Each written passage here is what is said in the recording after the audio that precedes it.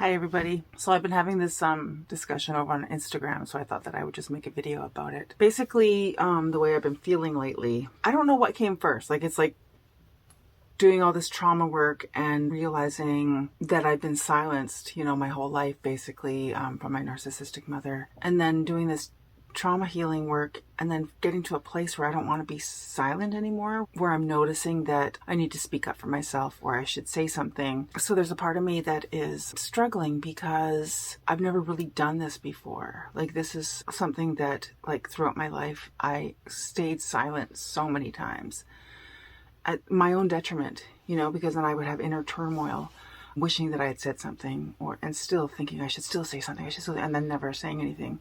And growing up, I was the lost child in the family. I would do anything to keep from having any attention on me, good or bad, because it always turned out bad.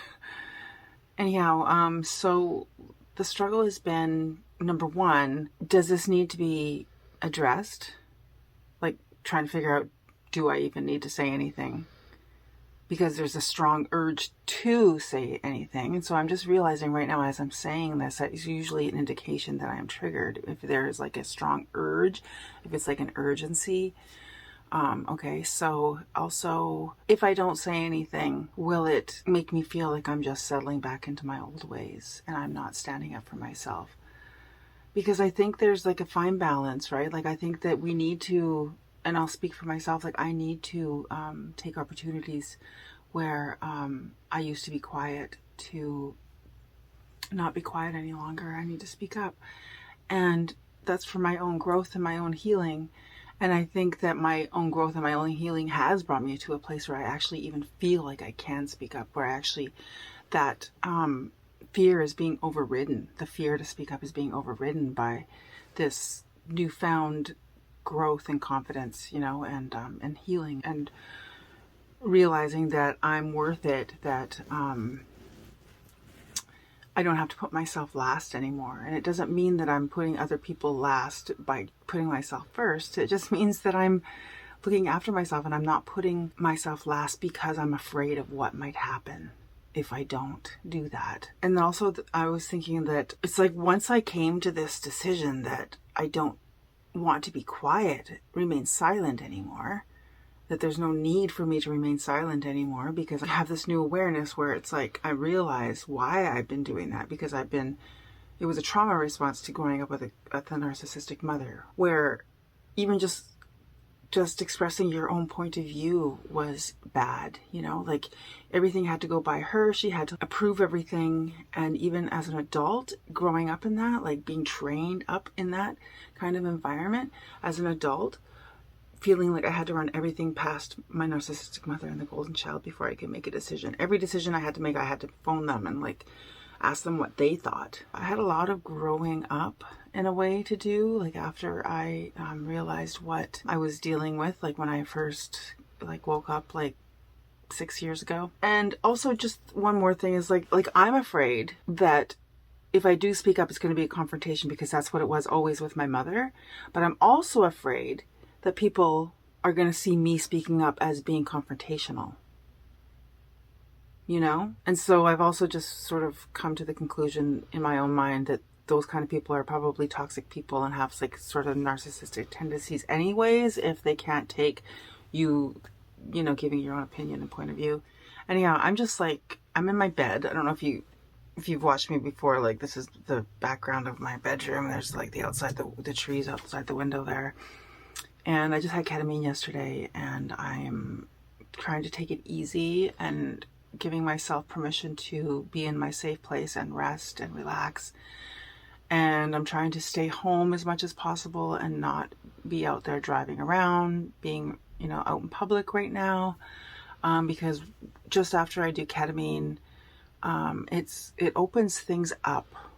It opens me up. And so not only do I feel more of a connection to others, I also feel things more strongly, and I'm also really raw, and it brings things that I haven't been dealing with, things that I've been shoving down to the forefront. And so that's how it's been working with therapy, with doing it in conjunction with therapy. It's been just over 24 hours since my last ketamine, and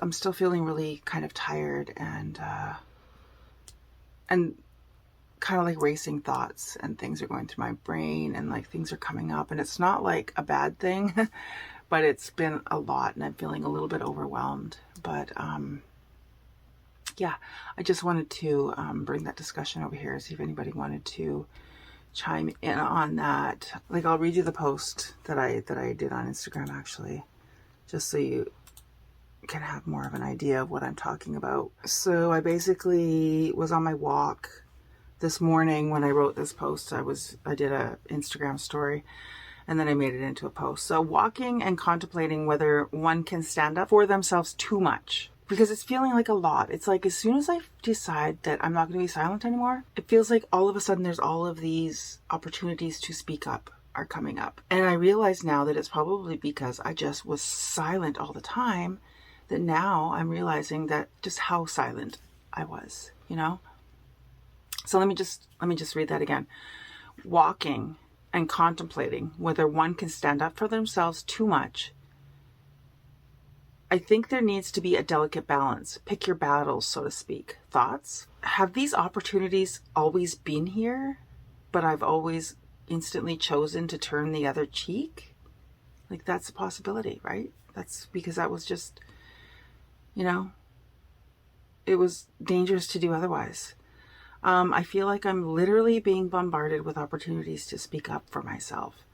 So then in the caption of the post, I said, thoughts, am I making sense? And then I edited it to add, I'm experiencing an internal struggle with this lately, and I think that it feels like such a struggle because the traumatized part of me thinks that each time I do speak up for myself, that it's going to end up in a confrontation, because it always was with the mother.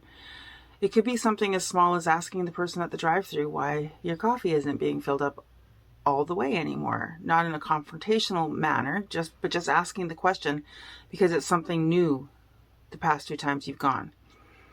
Before, I would have not said anything because not speaking up became a trauma response to avoid all confrontations with others, even if it means I get a medium coffee for the price of a large for the rest of my life. So yeah, so basically that happened. Like I order a large coffee with 3 cream on the side. And so they've been, the last couple of times, it's like down this far, you know, and that's a lot of coffee not to get in a large cup. And so I just asked, I was just wondering why it's not being filled up like it usually is. Is that, you know, is it, because I was wondering if it's like the machine, because don't they just push? So she basically said, oh, they're doing that because, or she is doing that because you're getting cream on the side. So I said, oh, okay, so that makes sense. So next time I'll just make sure to ask them to fill the cup all the way when I order it.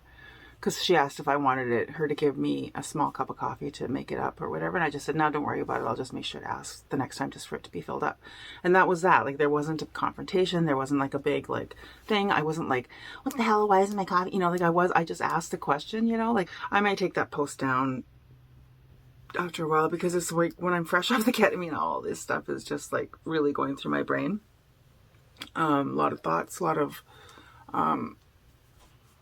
stuff happening. Anyhow, let me know what your thoughts are on that. Those are just some thoughts that were going through my brain and what you think of my interpretation of what I think is going on.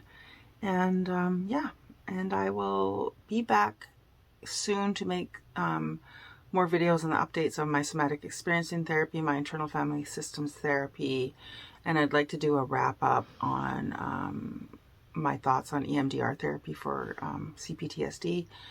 And also going to do an update on my ketamine infusions. I just had one yesterday. And also I have a few other ideas for different videos. But if you have any topics that you'd like me to discuss, please leave that in the comments down below. A few of them that I'm thinking about doing also is like no contact during the holidays, tips and, you know, tips for that, and also tips for just going in no contact in general. And